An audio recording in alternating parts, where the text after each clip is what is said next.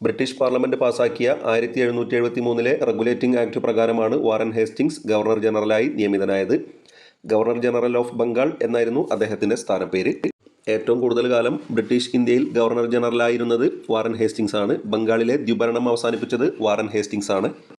Regulating act പ്രകാരം കൽക്കട്ടയിൽ supreme കോടതി സ്ഥാപിതമായത് ഇദ്ദേഹത്തിന്റെ കാലത്താണ്. ലോർഡ് ഇംപെ ആയിരുന്നു ആദ്യ ചീഫ് ജസ്റ്റിസ്. 1781 പാസാക്കിയ ഒരു നിയമം ഗവർണർ ജനറലിന്റെയും കൽക്കട്ടയിലെ സുപ്രീം കോടതിയുടെയും അധികാരങ്ങൾ വ്യക്തമായി നിർവചിച്ചു. 1774 നടന്ന റോഹില്ല യുദ്ധത്തിലൂടെ ഔദിലെ നവാബ് റോഹിൽഖണ്ഡിനെ പിടിച്ചെടുത്തു. ഒന്നാം മറാത്ത യുദ്ധവും 1778 മുതൽ 82 വരെ. സാൽബായി ഉടമ്പടിയും വാറൻ ഹേസ്റ്റിംഗ്സിന്റെ കാലത്തായിരുന്നു. രണ്ടാം ആംഗ്ലോ മൈസൂർ യുദ്ധം നടന്നതും ടിപ്പു സുൽത്താനുമായി മംഗലാപുരം ഉടമ്പടി ഒപ്പുവെച്ചതും വാറൻ ഹേസ്റ്റിംഗ്സിന്റെ കാലഘട്ടത്തിലായിരുന്നു. വാറൻ ഹേസ്റ്റിംഗ്സ് മുൻകൈയെടുത്ത് royal Asiatic society of Bengal സ്ഥാപിച്ചു.